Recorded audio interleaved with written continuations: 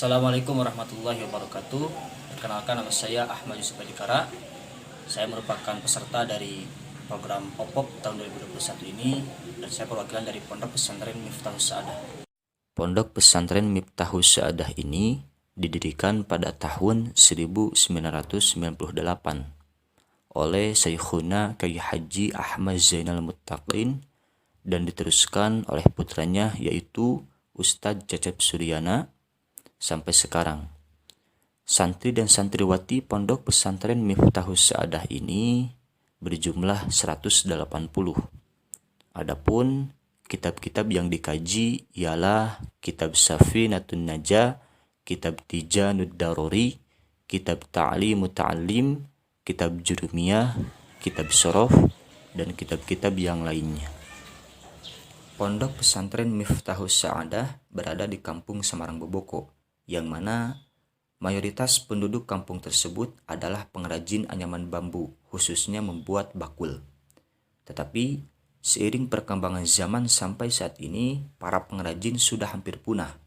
Maka oleh sebab itu, Pondok Pesantren Miftahus Sa'adah yang berada di lingkungan kampung tersebut berinisiatif membangkitkan kembali kerajinan anyaman bambu untuk meningkatkan perekonomian pesantren dan masyarakat sekitar. Dan ini adalah salah satu alasan mengapa pondok pesantren mendirikan usaha anyaman bambu. Di samping itu, pengalaman dalam penjualan hasil aneka anyaman bambu yang sudah kami jalani selama ini, maka dari itu kami berencana mengembangkan usaha dengan memproduksi sendiri. Karena melihat peluang pasar anyaman bambu saat ini sangatlah terbuka lebar apabila dimanage atau diatur dengan baik dan benar, serta ditambah dengan inovasi baru mengikuti tren yang sedang berkembang saat ini. Dan juga konsumen produk anyaman bambu sangat luas, tidak terbatas pada kebutuhan dapur, tapi juga bisa dijangkau oleh semua kalangan sesuai animo masyarakat.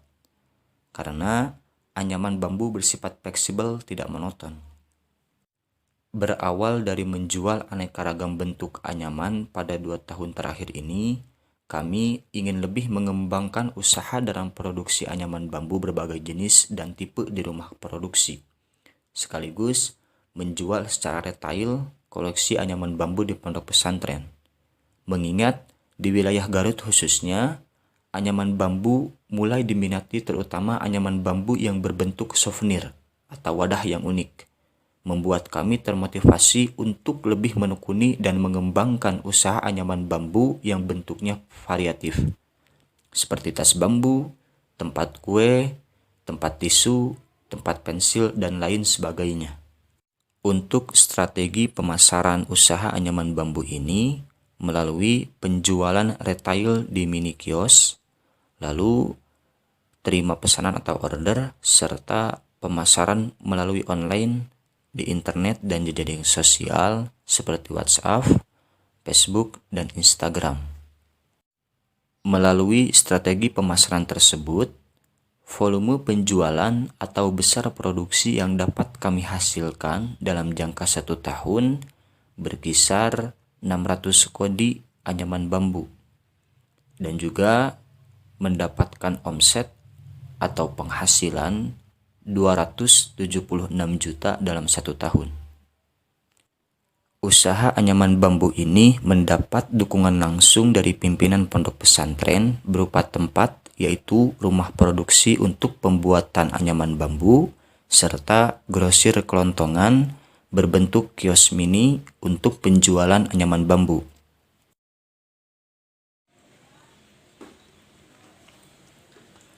Di samping itu juga, usaha anyaman bambu kami ini tidak pernah terlepas dari nilai-nilai kepesantrenan yang diterapkan di sini, yaitu nilai kejujuran, terus lalu kerja keras, dan juga kesabaran dalam menghadapi permintaan para konsumen, dan yang paling utama adalah sopan santun dan tata krama ketika menghadapi para konsumen.